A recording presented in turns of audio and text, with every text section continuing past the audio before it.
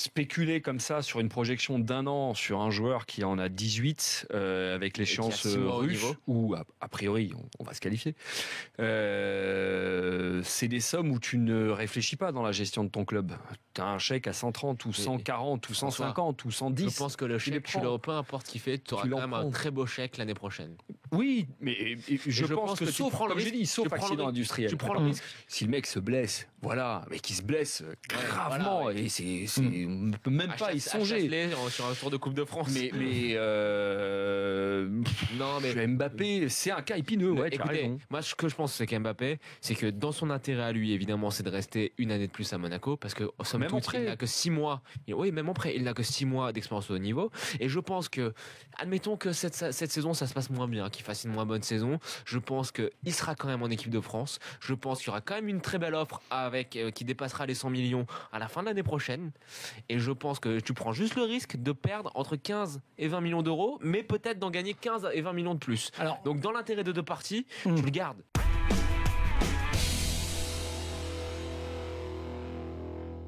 Ça va être plus compliqué que ce qu'on avait dit. C'est-à-dire qu'on s'attendait à un recrutement un peu bling-bling. On s'est dit, il y a des moyens, ça va quand même changer. On a vu des noms, une pelletée de noms en début d'été sortir. Je me souviens, Koscielny, Giroud, j'en passe et des meilleurs. Et puis au final, on s'aperçoit que Luis Gustavo a signé. D'accord, ok, c'est un bon joueur, mais c'est pas un perdreau de l'année non plus. On connaît ses qualités, on connaît aussi ses défauts mentaux notamment, puisqu'on sait que c'est pas mal, mais c'est pas, ça te fait pas tomber de l'armoire. Tu vas pas aller prendre ton abonnement à l'OM pour l'instant en disant tiens super, il y a Luis Gustavo. Mais c'est sérieux. C'est une bonne recrue, voilà, 8 millions d'euros, très bien.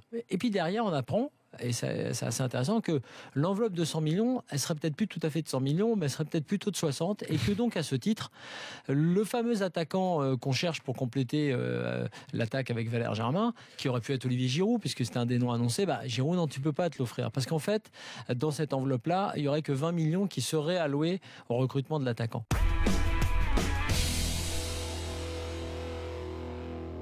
Tiens, François, une info qui va t'intéresser, je ne sais pas si tu as vu ça. Sepp Blatter, dans une interview au journal suisse Sonntagsblick, est revenu un peu sur tout ce qui lui est arrivé à la tête de la FIFA.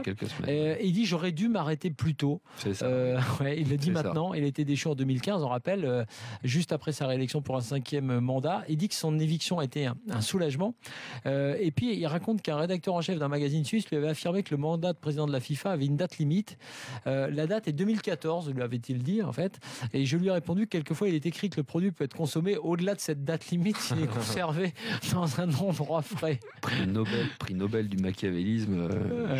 Et alors quand même, c'est toujours le mec qui distribue toujours des coups quand même à chaque occasion.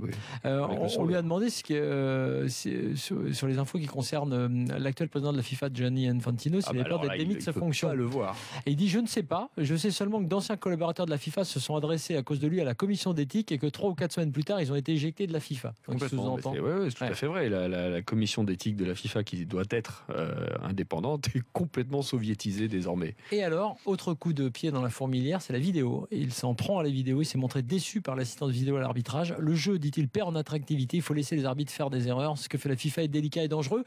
Sepp Blatter, bienvenue dans l'after. Il peut venir parler de la vidéo. Ce serait une recrue de choix.